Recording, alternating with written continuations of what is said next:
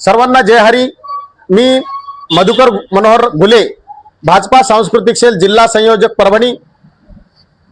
होऊ घातलेल्या जिल्हा परिषद व पंचायत समितीच्या निवडणुकी संदर्भात परभणी जिल्ह्यातील जेवढे भारतीय जनता पार्टीचे उमेदवार भारतीय जनता पार्टीकडून कमळ या चिन्हावर उभे आहेत, या सर्वच उमेदवारांना मी तमाम आपल्या सांस्कृतिक संदर्भात असलेले जेवढे काही हरिभक्त परायण महाराज मंडळी, सर्व भजनी मंडळी, सर्व साधू संत मंडळी आणि सर्व तमाम शेतकरी बांधव, मतदार आणि बंधू भगिनी यांना नम्र विनंती करतो, आवाहन करतो की आपल्या भारतीय जनता पार्टीकडून जेवढे उमेदवार उभे आहेत त्यांना आपल्याला भरघोस मताने निवडून द्यायचं आहे।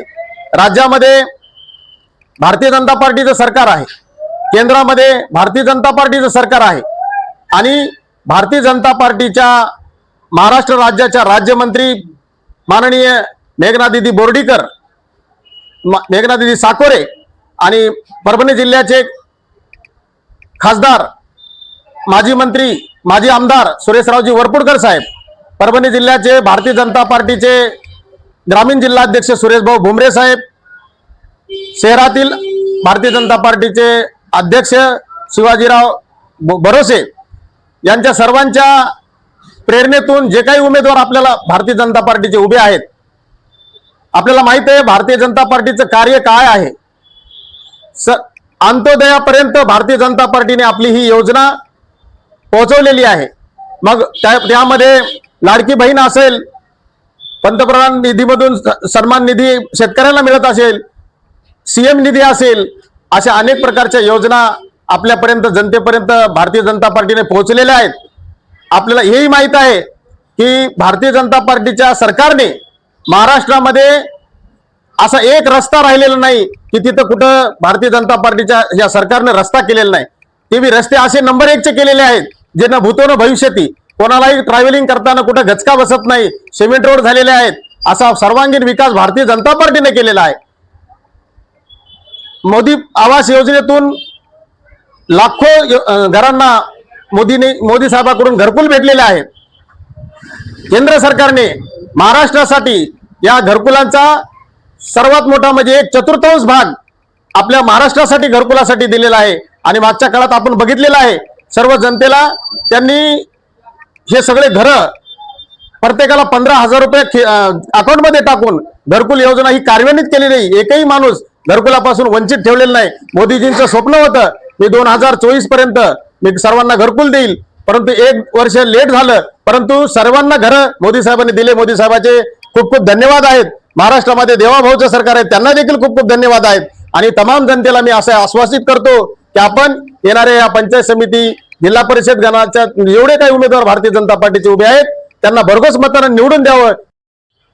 जिल्हा परिषद पेडगाव सर्कल मधील भारतीय जनता पार्टीचे भागवतराव गंगाधरराव मोरे, पेडगाव पंचायत समिती गणाचे शिवाजीराव गायकवाड आणि आर्वी मतदारसंघाचे उमेदवार सौ सुभद्राताई होरकळ यांना महाराष्ट्राच्या राज्यमंत्री तथा परभणी जिल्ह्याचे पालकमंत्री मेघनादिदी साकोरे, परभणी जिल्ह्याचे आधारस्तंभ माननीय माजी आमदार रामप्रसादजी बोर्डीकर साहेब, माजी खासदार सुरेशरावजी वरपुडकर साहेब, जिल्ह्याचे भाजपाचे ग्रामीण जिल्हाध्यक्ष सुरेशभाऊ भुमरे साहेब यांनी या जिल्हा परिषद निवडणुकीसाठी या उमेदवारांना उमेदवारी दिली। कारण या पेडगाव सर्कल मध्ये बराचसा विकास रखडलेला आहे। हा विकास पूर्ण करण्यासाठी ग्रामीण भागातून हा उमेदवार दिलेला आहे। आतापर्यंत जे उमेदवार निवडून आले ते सर्वच उमेदवार पेडगाव या मोठ्या गावामधून निवडून आले आणि एक संधी खेड्यातल्या देखील उमेदवाराला मिळावी म्हणून भारतीय जनता पार्टीकडून भागवतराव मोरे यांना जिल्हा परिषद गणाची निवडणूक इथून उभे केलेला आहे। मी तमाम सर्व मतदार बंधू आणि भगिनींना नम्र विनंती करतो, सर्व हरिभक्त परायण महाराज मंडळीला विनंती करतो, सर्व माझ्या भजनी मंडळीला विनंती करतो आणि सर्व साधू संतांना विनंती करतो, आपण भारतीय जनता पार्टीच्या उमेदवारांना भरघोस मताने निवडून द्यावं। हीच अपेक्षा। पेडगाव सर्कलचा विकास हा सर्वांगीण विकास भागवतराव मोरे हे करतील अशी माझी अपेक्षा आहे आणि ते निश्चितपणे यामध्ये कार्यक्षम आहेत।